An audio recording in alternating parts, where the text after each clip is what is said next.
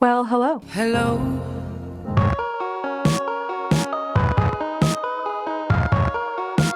So for those of you who have been asking me for a bookshelf tour, good news, you're finally getting one, sort of. The bookshelf that you see behind me, I have had for a number of years. Let's just say it is no longer cutting it. With all of my thrifting and book hoarding, I've outgrown it. Some might say the solution would be to clean out my books, but to that I say, over my dead body. And then over here, we have another shelf that I commandeered when my brother cleaned out his room. It is a display shelf. Technically, it's not a bookshelf, but I have been using this to display some beautiful goods in the background of some of my videos. I would really much like to consolidate and upgrade into one big bookcase. A grown-up bookcase for that matter, because I'm pretty sure this one is from like Big Lots. It's not even IKEA. I couldn't even do that. That is what this video is going to be dedicated to. We are going to be getting a new bookcase or bookcases. Then we are going to be redecorating this whole corner. First, let me show you guys around my bookcase All right, so starting at the bottom, we have various crafting materials. I don't think I've opened this box in like 2 years. Sewing stuff, packaging to send prints of my art out, even though I closed my shop, so that stuff is kind of useless. There's like crafting stuff in here and here. Some paperback books. I think it's like my Jasper Fforde books, which if you've never read Jasper Fforde, hilarious. Definitely recommend if you like Hitchhiker's Guide to the Galaxy. More of my paperback books. Is this a sketchbook that hold on. Oh my god, I remember this sketchbook. I do watercolors. It's been a minute. And in this corner, we have my bigger books. In here, more prints and stickers that I have now sold because I gave up on being an artist. Woohoo! In this corner, this looks like a freaking mess. A lot of classic books. And then up here, we have more books. Surprising, this is a bookshelf tour. One of my favorite book series I've read like twice. Well, audiobooked it twice. I can't read. That's a lie. I can read, I just don't like to. And then of course my little fairy houses and my little Hobbit door. This big stash of books, it is a double-decker. There are 2 layers of books there. My fairy hat, mushroom, my prized possession, my fairy purse from Vendula, London when they paid me to do the fairy village photo shoot for their marketing material. That was fun. That was like one of my favorite collaborations. My little fairy house that I've had to glue back together because it's broken. And we got Philby. So step number 1 is gonna be, we have to track down a suitable candidate or candidates to fill this space. Unfortunately, there is a shortage of good places to buy secondhand furniture in Sacramento or just in general anywhere. I don't know if you guys have experienced that. I have been to nearly every thrift store and consignment store in the vicinity and have not found either a bookcase that is the right dimensions or the right price in my budget. I'm gonna be honest with you guys, I have already selected my candidate, but for the sake of going on the journey, let me show you guys my candidates. Now, first of all, my number 1 candidate that I was very much in love with is this arched brown vintage solid wood bookcase. What I really like about this and some other bookcases that I was looking at is that they have lights directly above to illuminate down into the bookcase. I love that because I'd like to use my bookcase as a backdrop for some of my videos. And I don't know if you guys know this, but one of the things about making videos is you can't really use your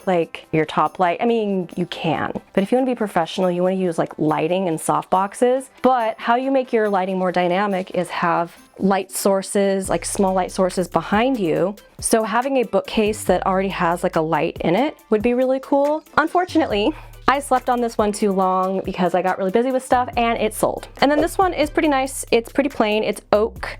Now, let me be honest, I am planning on painting my bookcase. Unless, of course, I find one with like really good stain or really good paint job already, I won't paint it. However, I'm very much inspired by that mini apothecary cabinet that I made a couple of years ago that I painted green. I really want something like that, but in real life. This one was extremely promising, but unfortunately, they were located 2.5 hours away. And guess what? It was free. And some of you guys, when I posted to my story, were like, 2.5 hours for a free, really nice bookcase, that is worth the gas money. And I'm like, bestie, it's not about the gas money. It's about the fact that I have to either rent or borrow a truck to pick anything up because my car she's a little compact. She's a little small. Full disclosure, this is the one that I decided on. It's actually 2 bookcases instead of 1. It may not be real wood, but it does look like it's very good quality. Now, I would have preferred to get something that is fully wood, but we don't plan on staying in this house forever. We keep dreaming of moving out of state. So having a solid wood piece that I'm in love with, having to move that would not be ideal. Theoretically, if it's not that great a quality,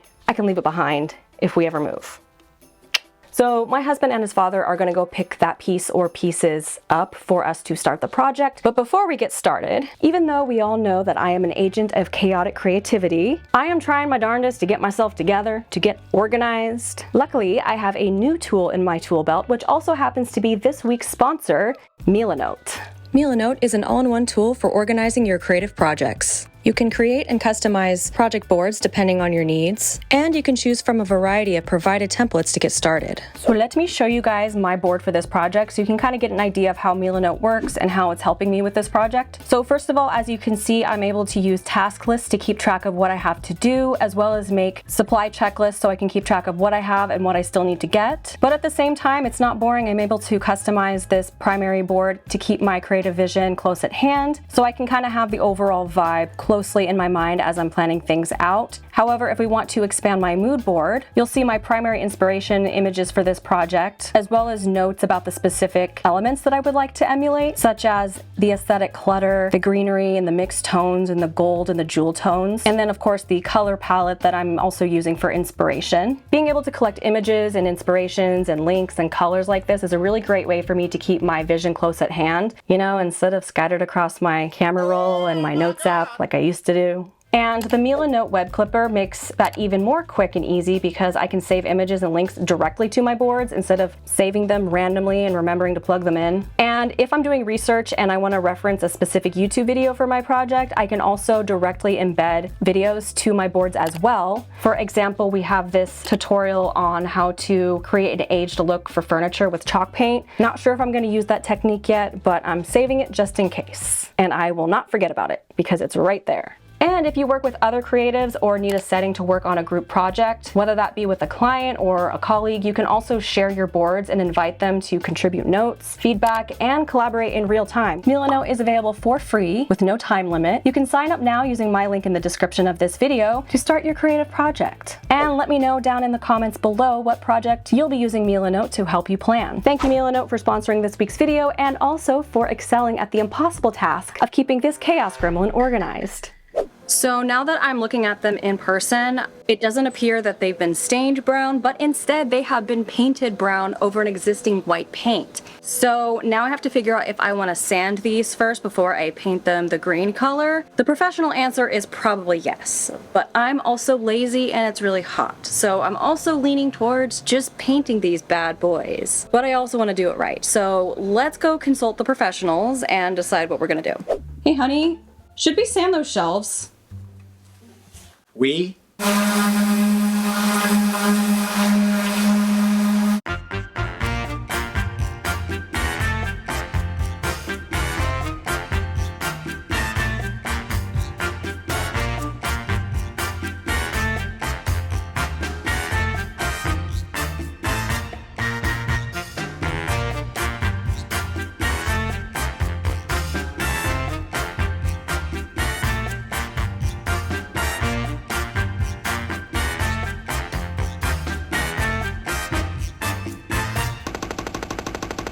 Now it's time for my favorite part. Hyperfocus painting all day until I get tennis elbow. No, seriously, I actually gave myself a tennis elbow doing this, so learn from me and take breaks, and maybe split it up into 2 days if you have a lot to paint. I was too stubborn and wanted to get this done all in one day, but yeah, don't do that. So for chalk painting furniture, I found that the best method was to start in one direction, paint stroke wise, allowing it to dry, and then once it's dried, go the opposite direction, basically cross hatching.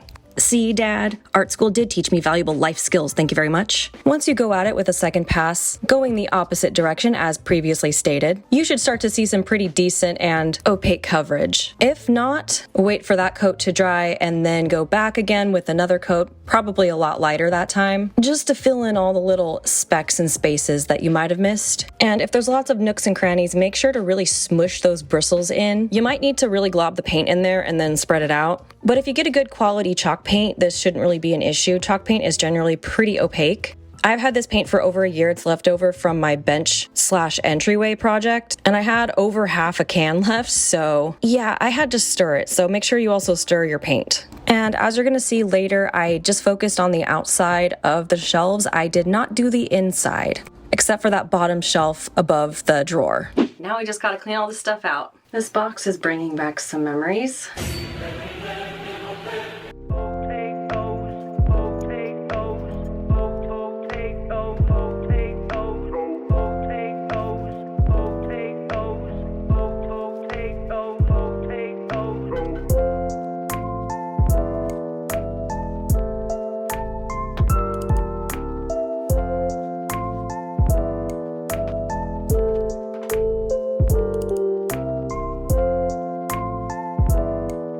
Definitely testing fate by putting heavy stuff in a Trader Joe's bag. Oh, I almost forgot about you.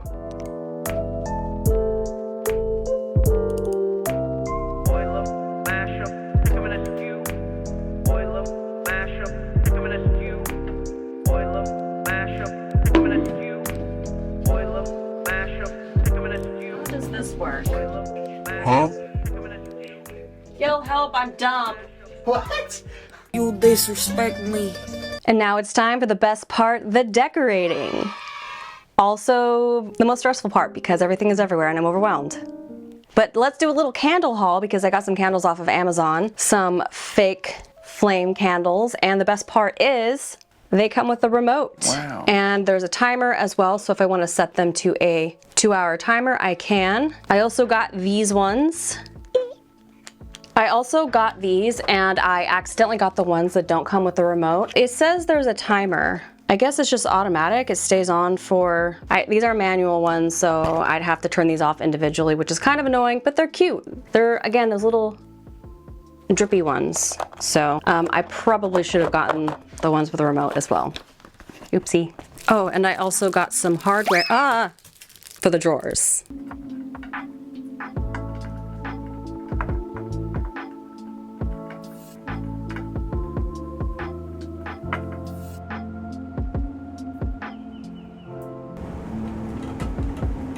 I'm wondering if I should do the plushies up there or if it kills the aesthetic.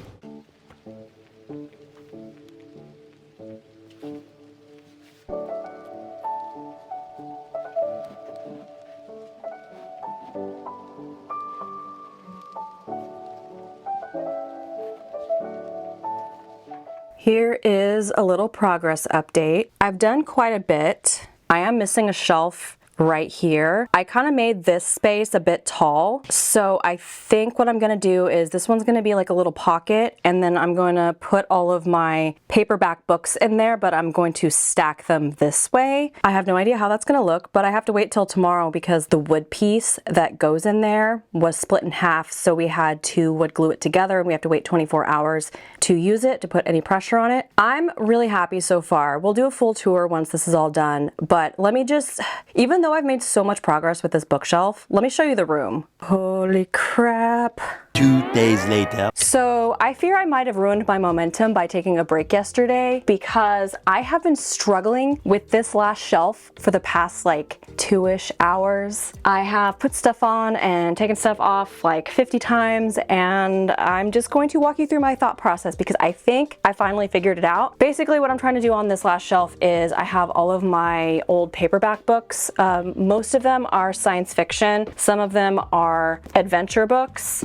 And then I have a whole slew of Jasper Fforde books. I can fit all of them on this shelf fine, but you know me, I'm a hoe for aesthetics, and even though it's short, small, and not as noticeable, I need it to be cohesive with the rest of this bookcase, and just slapping a bunch of books in here and putting a few trinkets in here was not vibing with me. So back to the drawing board. I think I might have figured it out. So where I was going wrong was I have been approaching each cubby as themes, which has been working out swimmingly for me. However, when I was workshopping different themes for this cubby, since the majority of my paperback books are sci-fi, I was like, oh, I'll do a sci-fi section.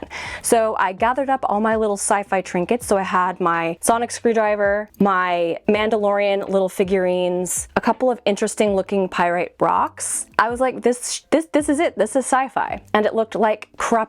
I ended up just going around my house and stealing some little trinkets from different areas. I think what I need to do is continue the kind of vibe of these three cubbies, which you guys will see in a moment when I do the tour, have it be more adventure-y than sci-fi-y. Because one of the books that I want to display is the Jules Verne 20,000 Leagues Under the Sea. I really love that like steampunk aesthetic, like airship well, not airship because this is a submarine, but you know what I mean? Like that's what some of these cubbies are giving, along with then there's like the fantasy ones. So going straight up sci-fi was not the vibe, man. And I think what I'm gonna do is take some of these books out, not display them, put them in a box, like a really nice box. And I'm gonna continue the kind of like world traveler slash time and space traveler, and I just grabbed some little things.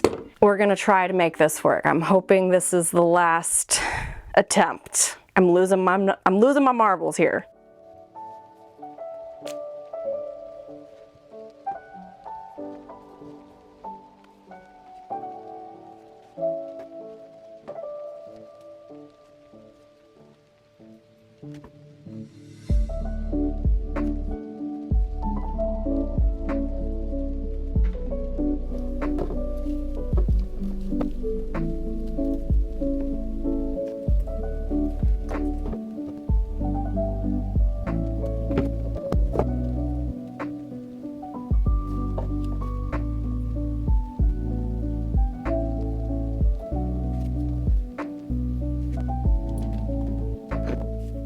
Okay, I want to say that I figured it out, but I'm not going to show you right now because I'm going to wait for the full reveal, which is coming up right now because I'm done.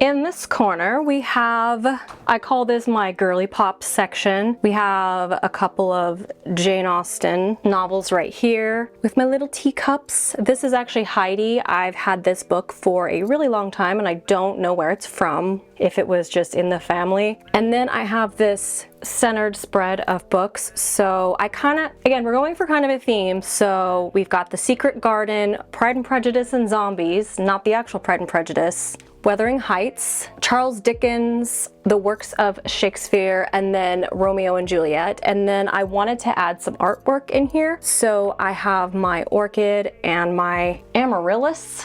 Do I know how to read cursive? Yes, I do. It's nice and girly, flowery, lots of classics on here. I also have this figurine in the back that I'm pretty sure either belonged to my grandmother or my great-grandmother or both. I know I got it from my grandmother, but I don't know if it was passed down to her. And then I have lovingly called this the adventurer section. So I've got my, gun, I don't know, stuff. And this little rose specimen that was actually with an order from Blue Rose Designs. I'm a sucker for cute packaging and like little trinkets that people put in packages. Here we have The Hobbit. It kind of goes with the adventure theme. However, there is another shelf that this could have gone on, but I ran out of room there. We have this biography of Tolkien, Moby Dick, Dr. Jekyll and Mr. Hyde, Around the World in 80 Days, Hitchhiker's Guide to the Galaxy, H.G. Wells, and just random science fiction. I don't remember what's in here. I'd have to look at it. And then I have one of my cups from Ren Fair on top of a book that I couldn't fit in here, but I like it kind of placed on top. And of course, random greenery to make it look extra adventure-y. And then I feel like this one is still kind of adventure-y because of the globe. We've got this quartz and then the vintage style faux radio. It's not a real radio. Vintage books. Starting over here, we have some poetry books. So first we have Edgar Allan Poe, and I love the little raven on the spine here. And I put this little candle holder here. I've been doing that for years. Wherever that book goes, this candle holder goes because I feel like they're a match made in heaven. Then we have Robert Frost, and then more poems and essays by Poe. And then these two are, I believe these are some mystery books.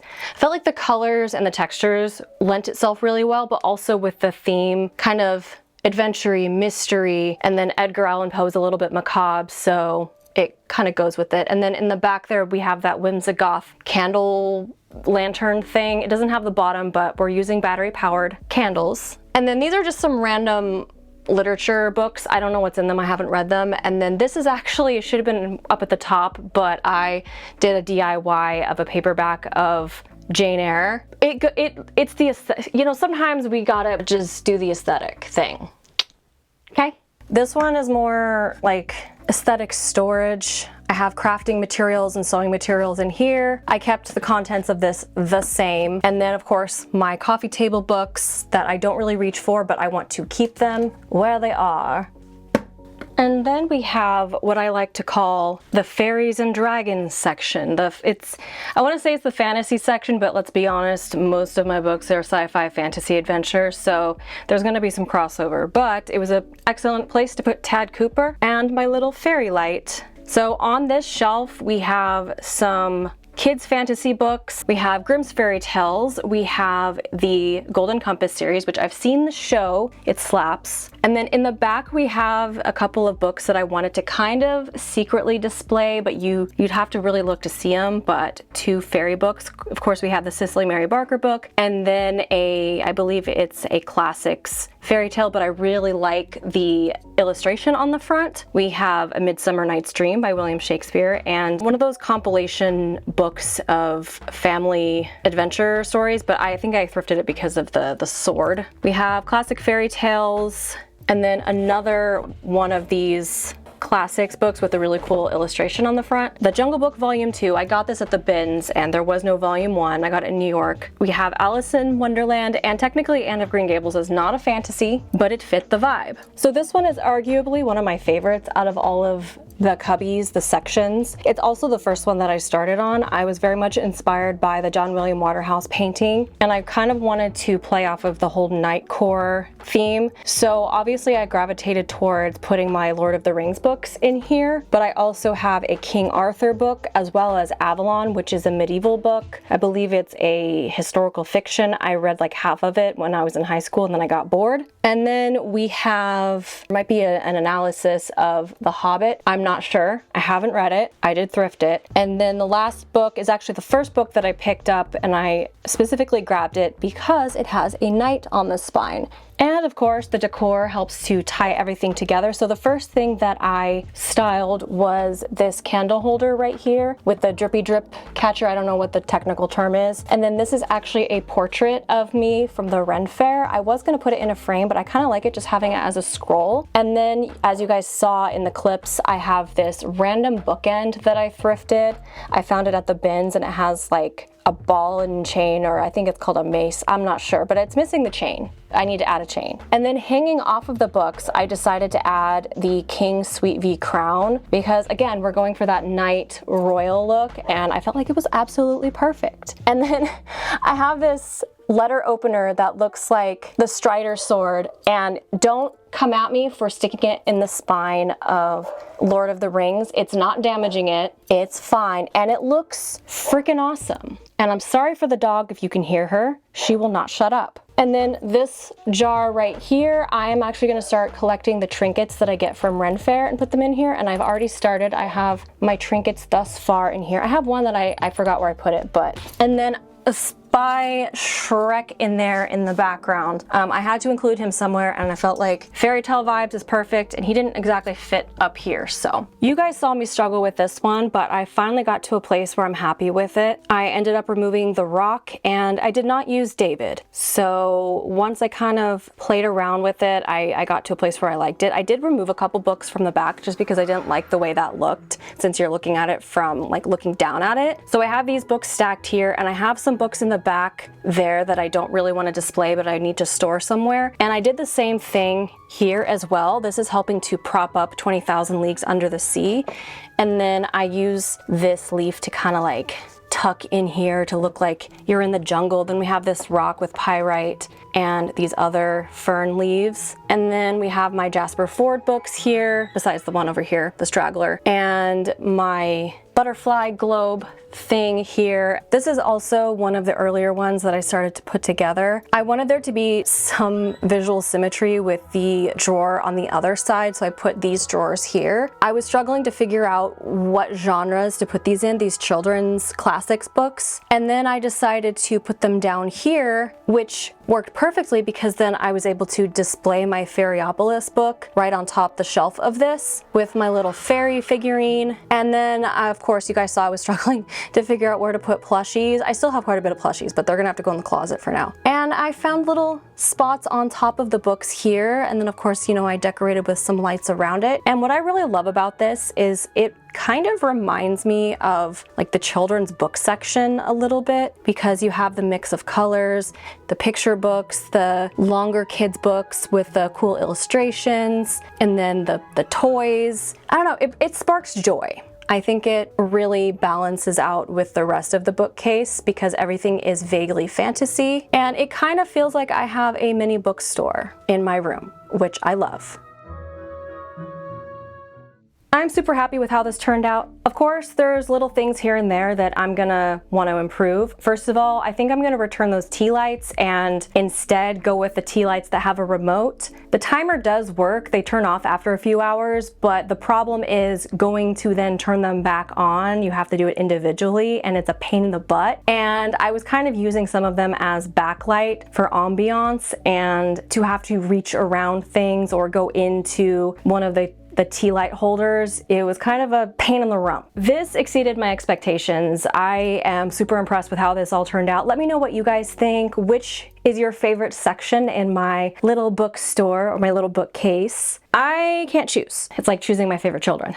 Thank you guys so much for watching. Be sure to like this video because it really helps me. And also, if you are not subscribed and you really liked this, subscribe. And the next video that you should watch, if you have never seen it, is my miniature little bookcase thing that I made that inspired all of this. So they're matchers. I mean, a little bit. I feel like this is cooler, to be honest. All right, that's it. Love you. Bye-bye. Bye-bye.